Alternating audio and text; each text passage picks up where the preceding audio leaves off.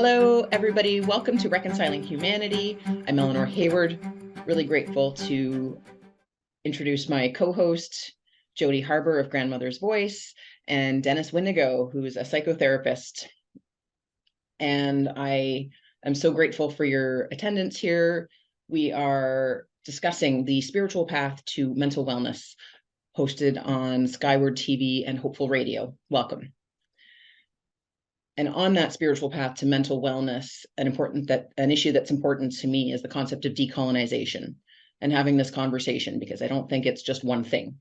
And as much as I respect that decolonization is a political process, it's a structural, institutional policy issue, it's also, from my perspective, a mindset issue, a heart set issue. How do we shift perspective? How do we shift our value system? And I really honor the truth and reconciliation process that we've got here in Canada. I'm filming in Burlington, which is between Toronto and Niagara Falls, and really grateful. Wanting to say a little bit of a land acknowledgement. As a settler descendant, I acknowledge the past and current stewards of this land, the Haudenosaunee, Wendat Huron, and Attawandaron peoples. I honor and respect the wonderful elements of creation that exist, including the four directions, the land, waters, plants, animals, and ancestors that walked before us. The territory that I'm on is subject to the Dish with One Spoon Wampum Belt Covenant, which is an agreement between the Haudenosaunee Six Nations Confederacy, the Anishinaabe Ojibwe, and the allied nations to peaceably share and care for the lands and relationships around the Great Lakes. We acknowledge and thank the Mississaugas of the Credit First Nation for sharing their traditional territory with us. And I am personally grateful for the autumn season. I love the colors and the fresh air and the chill in the bones. I prefer neither the extreme heat or the cold personally. I love the milder temperatures of autumn and the fresh harvest that comes with it. And blessed be. So Jody, you are the co-founder of Grandmother's Voice. Would you please share with us what you do? And then you can introduce Dennis. Hi, nice to see you and everyone that will be joining us today or later on as you find this video somewhere on your path. I'm Jody Harbour, and my great-grandmother was of the Cayuga Nation, Six Nations of the Grand River Territory. I'm urban. I've grown up in the urban in Ontario, love to travel, and I follow my heart. Grandmother's Voice is a part of my ancestry. I am connected to spirit, and I trust that I'm here to speak my truth, help heal whatever needs to be healed. I'm a helper, and my paths crossed with Dennis a couple of times, and I reached out and said, how can I help? What do you do? I want to know more. When I saw him, there was this essence that reminded me of my father in strength. And I just was, how can I serve? And he's amazing. And Dennis, I think we're honored to have you here. And this time, this world we're in some, I think, some big changes. And the Indigenous voice, knowledge, wisdom, ancient wisdom is so important. And you transfer that knowledge in the work that you do. So I'm grateful to have you here. Please introduce yourself and tell people how great I think you are. Please. Oh, miigwech. Thank you. My name is Dennis Windego.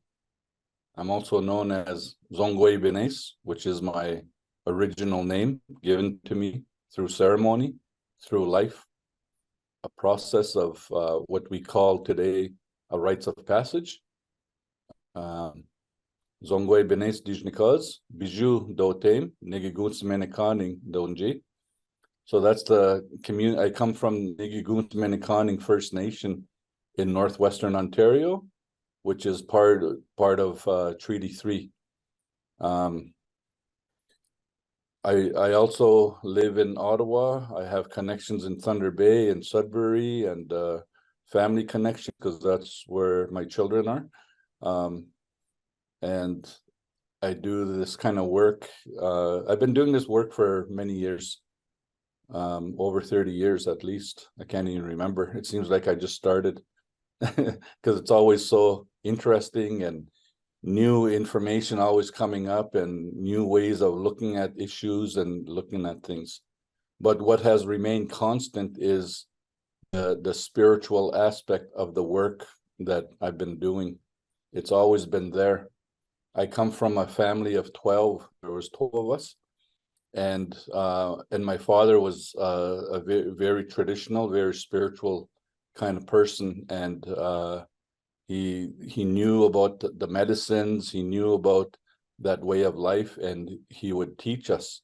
So we would be picking whatever it was, berries or roots or whatever it was, and we would pick it up, prepare it, dry it out, mix it up, and bag it up in whatever way we needed to. And he would travel around the country doing ceremony and doing healing and doctoring for people. And that was happening during the years where growing up, where of course he didn't think I was paying attention. I didn't think I was paying attention either, but that all that experience, that knowledge, and that way of life is encoded inside of you, is encoded inside.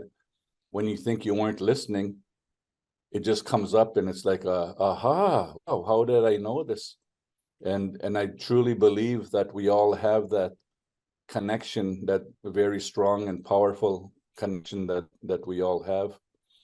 And that's what I rely on a lot, mainly in the work that I do with people. In Ontario, I am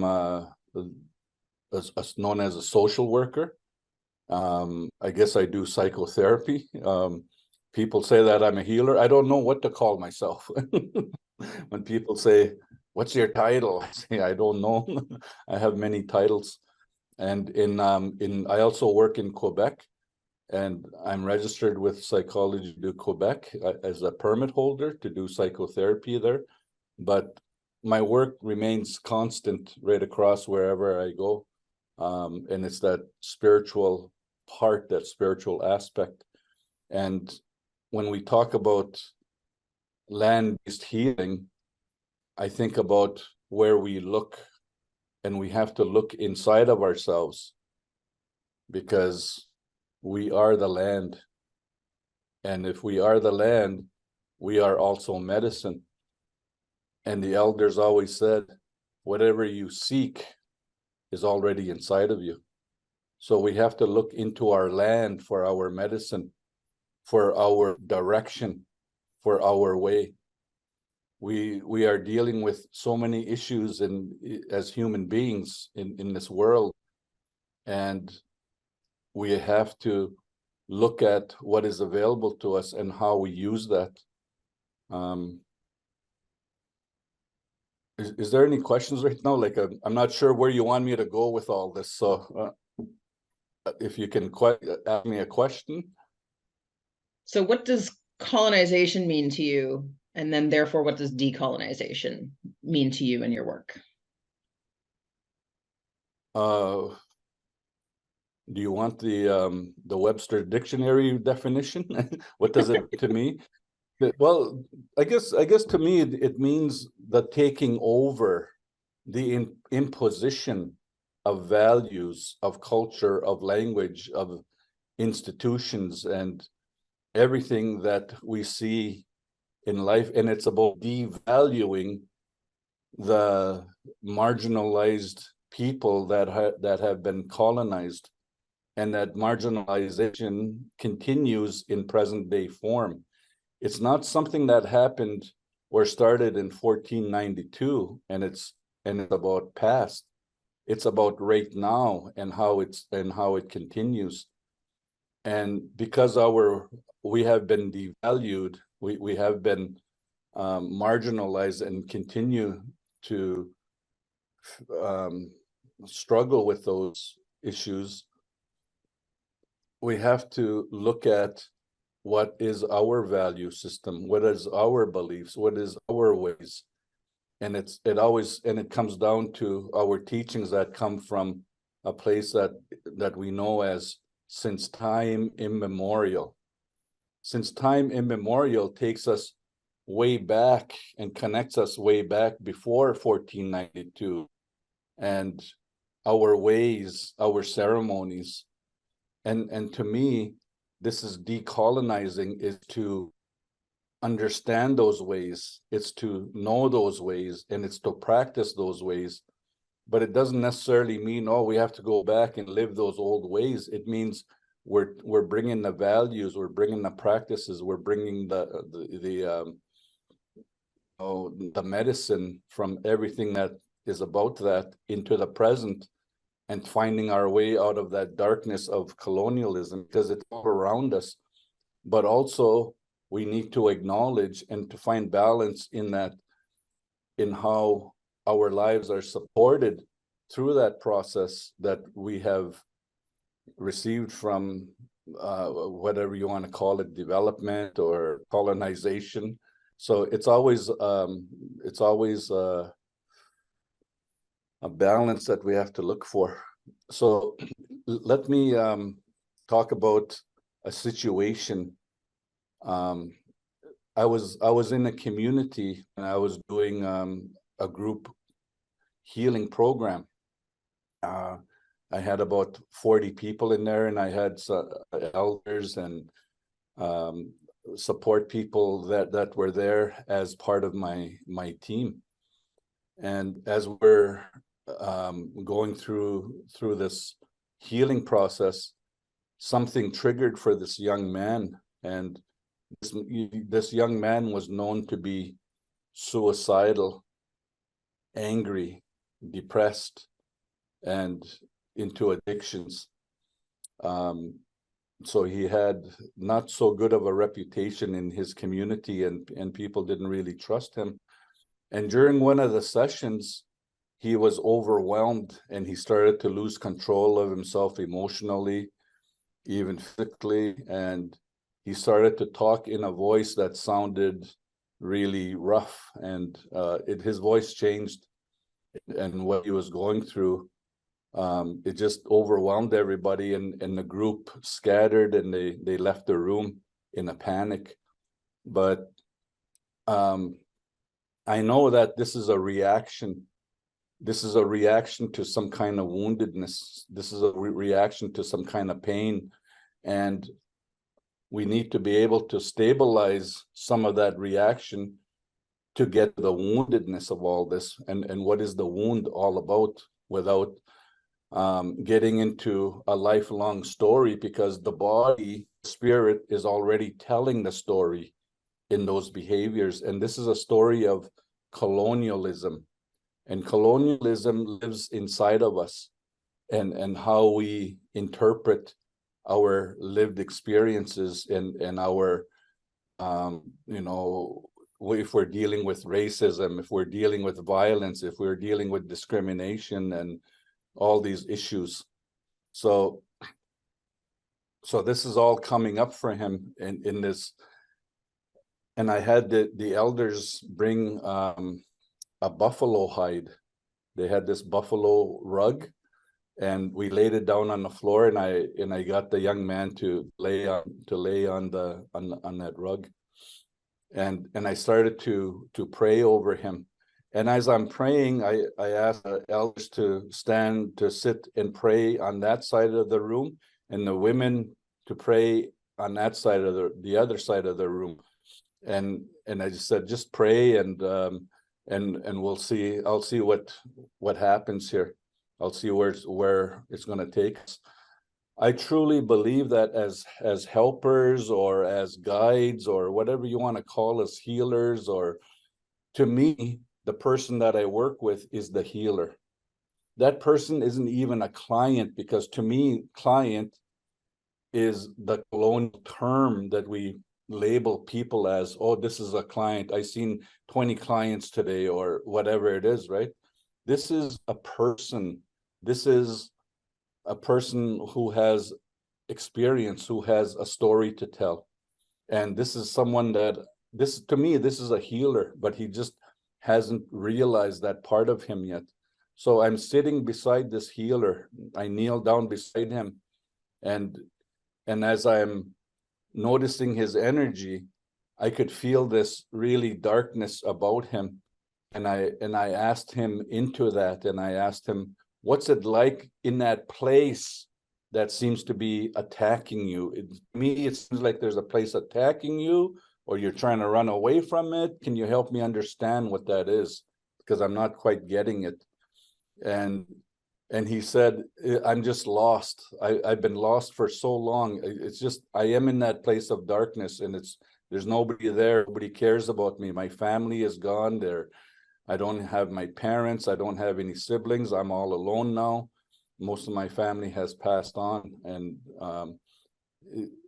so he's describing a lot of trauma, in a lot of traumatic losses, and a lot of other types of traumatic experiences that he'd been dealing with. And as he's talking about that, I noticed something moving inside the body. And so I brought out the eagle fan and started to brush him down. And I noticed something else, where it seemed like there was something stuck in his throat, something in that area. So I got beside him and I told him just to start blowing that through, but be very gentle with that. Because if we have medicine inside of us, I want him to tap into that medicine and to move that energy. If that energy, some of that energy is his, some of it is his family's, some of it is the people who harmed him, some of it comes from so many different places. And so his whole body, his whole breathing is telling a story of his history, without getting into the way we tell stories, because our bodies, our spirits tell stories in a whole different way. And as he's doing that, I could feel that energy. And as when we are sitting beside people, when we're helping them, sometimes we take the hit of that. Sometimes we absorb it. And I could feel that I was absorbing it and I was taking it in, but I encourage him just to keep releasing it. And as he's laying there, he's releasing out all of his emotions. And I'm not asking him what it's about. I'm not asking him to tell me what his story is, because I've seen this so many times in the field, where people are going through something, and the practitioner is trying to get a story. What is the story about it? And even if they tell the story, that might not be the root cause of it. That might be the reaction place of it. So we want to get to the root cause of it. So he's just releasing it all out. And because that all those symptoms that I'm seeing, it has a context to it. And to me, it has a historical context. And that history includes his siblings, his parents, his grandparents.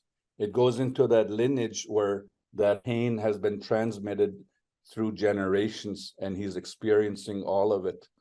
And it comes from and it seems to be, when I look into his eyes, he has this far, far away look, as if he's just staring somewhere way beyond today, way beyond right now.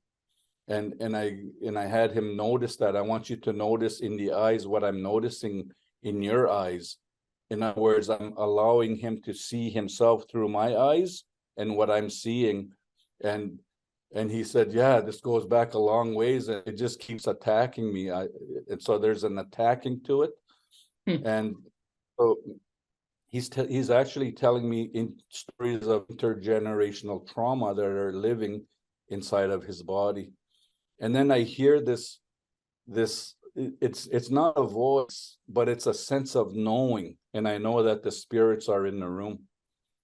And this name, for some reason, I say to him, your name is, and I gave him a name. I don't even recall that name. And I said it in the Anishinaabe language, and I don't even speak Anishinaabe. And he, when he said his name, he stood up, and he said his name eight times,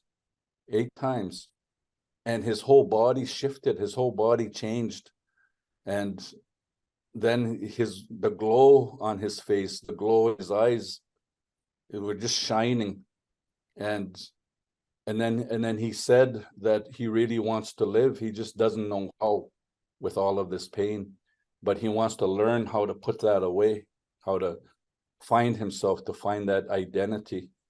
So we just worked with, first of all, the individual, which is I. He had an overwhelming experience. Something triggered him. So I was triggered.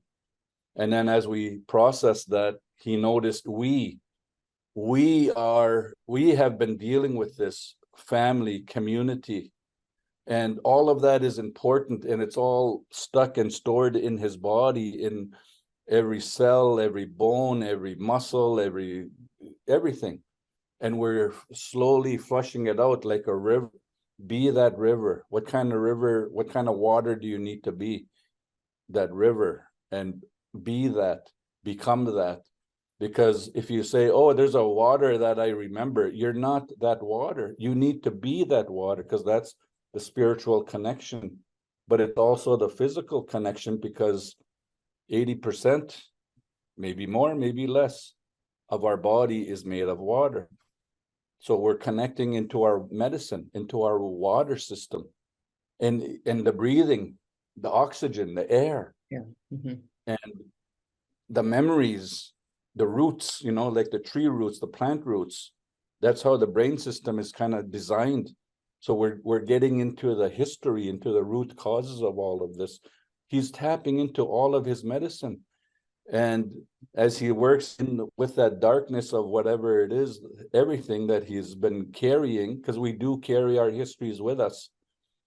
And now there's light there. There's love, there's compassion. All those medicines that I just named. And we all have that inside of us. And he's standing on ground, on rock, on Turtle Island. And then he announces his name. And even his voice changed. He's very calm, and he loves his name. And he finds, and he feels like, I know who I am. So now he worked first with I, we, and then returned to I, because I now can connect and reconnect with community. The first I, he was disconnected. In the we, he's connected to everything and everyone, and even what happened before he was born. And going to I, this is who I am. But the I is in connection, is in relationship with everyone, all my relations. And he felt a lot better, and he left. So now I had a debriefing with the elders and with the women. And what the women said when they were praying and they looked at the wall, they said there's this big eagle that was there flapping his wings. And they said, before you even gave him that name, we knew his name. We heard that name. So we knew you were going to give him that name. And I was like, really? I was just so impressed with that. Because when I was part of this, it was like me watching me doing this, but it wasn't really me. I don't know if you can understand that. But, and then when the elders talked, there was this one elder, he was already in his 90s, and he was shedding some tears. And he said, I remember when I was a little boy, he said, I remember when I was a little boy, my great grandfather, he said, he used to do ceremonies. He used to do healing. And what you just did there is something I seen my great-grandfather do when he was helping people and he was doctoring. So how could I do something that I've never done before, but yet this elder validated it? He said he's seen it before. If I've never seen it before, how could I even do a ceremony or a doctoring that I've never been exposed to? Because it's that strong spiritual connection. It's very powerful. Because what we do today, it comes from a someplace inside of us. It comes through our DNA. I was merely a passage or a vessel to do this, because that's what it felt like. I'm watching myself do this, but I'm not doing it. I'm watching this. I'm also an observer, but at the same time, I'm a guide, and I'm going through this with this young man. And then what happened after that? People in the community would tell me, "Oh, you're a medicine man," and I'd say, "No, I'm just a social worker. I just help people. I just do what I can." They said, "No, you're a medicine man." And people would come to me with their regalia, their sacred items, and they would want me to bless them. They would bring their tobacco to me, and they would say, "You gave this name to this young man. I want my name. Can you give me a name?" And I was like, "Well, I'm not gifted like that." And I had received a lot of requests there. And now here's the community healing piece. Now, when the elder talked about he watched his grandfather do this when he was a child, his great-grandfather do this when he was a child, he said, we lost our way. It was after residential schools came in, and now we were too afraid to practice our ways. And he said, what I learned today and what I want to tell my community, he said, we have to return to our way to help people. So to me, that's decolonizing our approaches to healing. We have what is called scientific research, and it follows a certain procedure. But we also have spiritual research, and it also follows a procedure very similar to scientific. And in a good scientific research, it stands the test of time. And what I just told you, what I just shared with you, it stands the test of time because it came from way before my lifetime, way before even this elder who was in his 90s already, before his lifetime.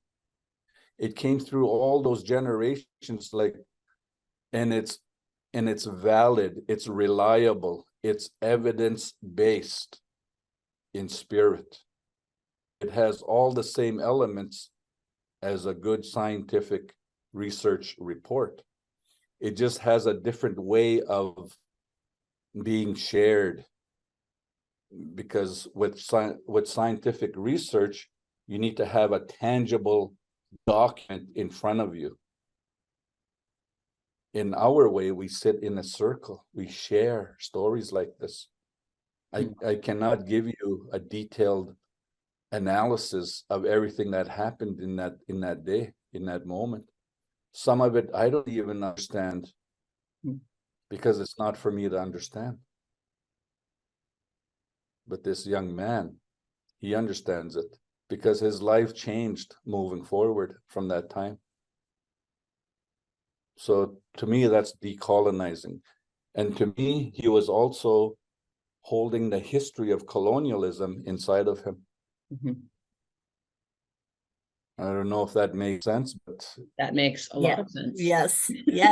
That was so powerful, so beautiful. Yeah, and so much in there. But what I heard, and I'm hoping that the non-Indigenous people, we're all Indigenous, but in this moment, there's this, when we talk about Reconciling Humanity. We're talking about how do we bring this knowledge in a good way, share it with the people, because the colonized, like this, it's happened to all of us. You specifically talk about a community, and maybe we're assuming an Indigenous community, these communities that you work with that are in remote communities that don't have what we have in our urban world. So they're already marginalized. They're already don't have everything, but really they have everything, when they're returned to their culture. And so this is what I learned from watching you and just listening to you. I'm remembering all of these times I've been in this space where you're practicing, and in that moment with the people, you're not listening to their voice. You're watching their body. You're watching them. You're in that essence and spirit. And so kind of sticking to our dialogue here, and what we're trying to explain to people is how now do we move forward, and how do you share this knowledge with everyone, the people who are doing this work, this social work, and are not Indigenous, because we know that there's this stigma around what's Indigenous is Indigenous, and appropriation. And how in your practice, and because you do have a program beginning in 2024, and happy to say that Grandmother's Voice is supporting helping bring this to the mainstream, to the Western medicine that's, trying to figure out how do they embed Indigenous knowledge and ancient wisdom into this system, or integrate it, or work alongside. So how do you see that happening within your, your training or practice that you're bringing forward to society? Well, one of the messages that is pretty constant that I always share is that we all come from a land somewhere. Every one of us, who's ever sitting in that circle, in that audience, or they are participants or trainees as part of a program, we all come from a land somewhere. We're all Indigenous to somewhere. And we all have that connection, that spiritual connection to land, because it is part of us. It is part of who we are. Some people have activities that strengthen that spiritual connection. Like, for example, up in the Cree Nation, they have what is called the goose hunt. That's part of their culture. And anytime I'm doing a workshop or a training or whatever, and if there's a flock of geese or even a loon goose that comes flying by and he makes his goose call, I lose the whole group, because they're going to go outside and they're going to look in the sky and they're going to start making the goose call. That's, to me, that's the cultural cues, and that defines who they are as a people, who they are as a nation, and their activities culturally, and that connects them and binds them. That's a very powerful and spiritual connection. But if we look at spirit in a different way, some of them are traditional, some of them are Anglican, some of them are Protestant, and that doesn't really unite them. That basically, creates some problems. But when they're practicing their cultural, spiritual ways, it's connecting them. And we all need to find that inside of us. So part of training is having people go through a process of introspection. Who am I? Who am I? Where do I come from? Where is my land? What are my teachings that have sustained me, that has helped my community, my people? Where do I come from? And even if it's, whatever side that, or whatever position you're in society, whether on the land or whether on a boat, we all can walk this path together, because we all come from a land somewhere. And but it's to acknowledge that, and to find and to build strategies in addressing those things, instead of having those issues of divide and conquer separate us and keep us separated. We need to find that power in each process to work together, to move forward together. when I look at the history of Indigenous people and Canada, it is a very complicated history, and we need to look at that history, whether it makes you feel comfortable or uncomfortable. We need to look at it. However it affects you or however you think about it, it's an opportunity to go through a process of introspection. Why is it hitting me like this? What is it about it that's hitting my gut, that's hitting me in the body? What is it about this information? And it's to examine that, because it's to reconcile that within oneself, within that self.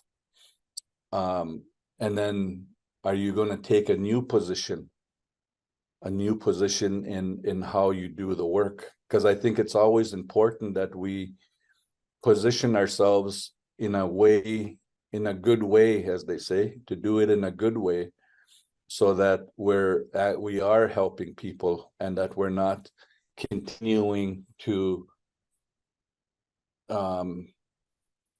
create this process of colonization, but to move forward and to change things to the way that people understand their world. There's a lot of different exercises, there's a lot of different teachings, and in the program I would supervise everyone in how they're doing the process. To look at when beliefs get in the way, what are those beliefs? Because it's up to that person to reconcile them, to look at them differently.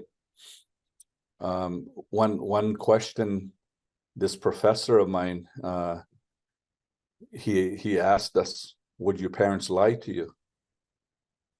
And of course we all said, no way, my parents would never lie to me. But as we discussed it, and as we went through a process of introspection with it, I realized my father did lie to me. There are things that he offered to me as truth, which were not based on truth. He did lie to me. But what was the intent of those lies? It was to protect me, to help me. But also, why were the lies there? Well, because somebody else lied to him. Somebody else didn't really teach him the truth of everything around colonialism. And he truly believed those things, so he passed it on, and so he lied to us. So we really need to look at that and explain and ask ourselves, everything my parents taught me, did they lie to me too? And probably the answer would be yes. But was that lie intentional or non-intentional? Was it, what is it based on? And can you challenge that? Because it becomes our belief system. We need to challenge that. So in the program, you're actually getting your own therapy. You're actually doing your own intergenerational trauma type of therapy. You're looking at your own family systems, your own community, your own way of being, and to look at what is it you need to adjust. But you're also learning strategies in helping people heal. We are all spiritual beings having a human experience. We are all those spiritual beings. It's not owned by Indigenous people. It's owned by all people. We are all spiritual. And we can work in those ways. But if I share something that comes specifically from my people, I want people to acknowledge that. Just the way I acknowledge, oh, this is what I learned from the creation. This is what I learned from the Mohawk people.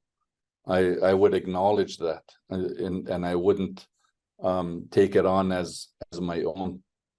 Just like in any kind of, when we're doing literature reviews, and if we use some of that information, we need to cite it, right?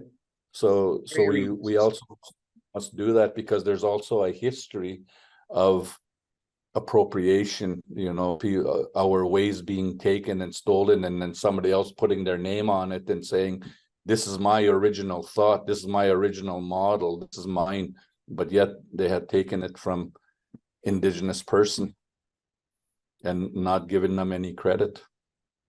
And I think that would help to build some I don't know, accountability, but also some value in our ways, because there is a lot of value in our ways.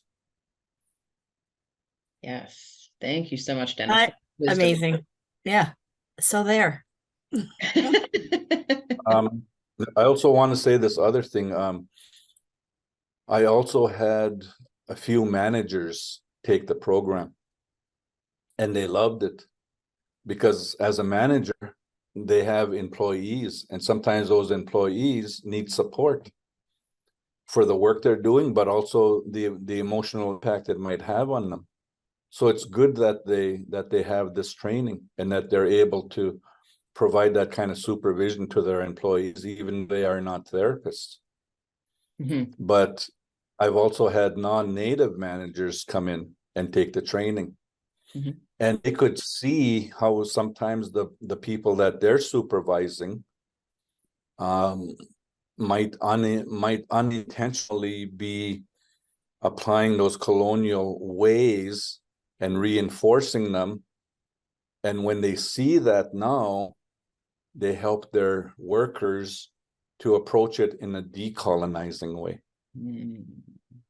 So then they have the tools to change organizations or change the way the work is being done, because colonialism affects, like you said, every part of society. It's in policies, it's even in day-to-day interactions. Like for example, there's this woman who came to me for, because she was very frustrated with Child and Family Services. And she was dealing with a Native Child and Family Services agency, and she was a foster mother, and her she was taking care of her nieces and nephews, and her nieces and nephews would call her grandma, because that is culturally appropriate. That is, like, we do not follow all the time the nuclear family system, where, oh no, that's your aunt, that's not your grandma. Mm-hmm. So the agencies was, giving her the riot act. You're not the grandmother, you're the auntie, you're not the grandmother. And so even the manager said, you're not the grandmother. You have to stop that, because you're confusing the children. But she's right. She is the grandmother in our cultural way. Mm-hmm. So this is what I mean. The belief when system. We need. Yeah. Pardon? The belief system, as you were saying. Yeah, that belief system, but also, and the values. The nuclear family system versus the cultural family system, and the roles that people play. Thank you. I think that's a good place to wrap up our conversation. There was such wisdom there, Dennis, and we will share the link for the course in January that Grandmother's Voice is facilitating. And really grateful for your time and your energy. And I love the story about the young man and how his voice changed and his eyes changed, and how we are the medicine, that the elements are within us if we are able to access them and hold each other in community. Yeah. I have to just, well, I always have to say, see ya. But so much wisdom is correct. And I think that it's time. Aren't we in a time? This shift of consciousness, and people were here for a reason, to live life in a good way, and joy and love, and everything you spoke about, Dennis. I wish we could put on the largest world screen and scream it out to the world, because people are hungry to know how we heal and how we return back to community to support each other. Because we are this time, I hope that we can look back at this video in a year and feel that we are changing. The world is changing into this new beautiful world, and it's with people like you who devote their life and time to helping others on their own healing journey. So Nyawa for always saying yes and sharing knowledge. And yeah, I look really forward to supporting Grandmother's Voice looks forward to supporting what you do in the future, and hope that everyone will walk with this wisdom of supporting each other. Nyawa. Well, Thank you. Thank you. Blessed be, and thank you everybody for listening to Reconciling Humanity on Hopeful TV, or sorry, Hopeful Radio, Skyward TV, and what other platform that you're listening to us. May your path to mental wellness be spiritual and fulfilling. Blessed be.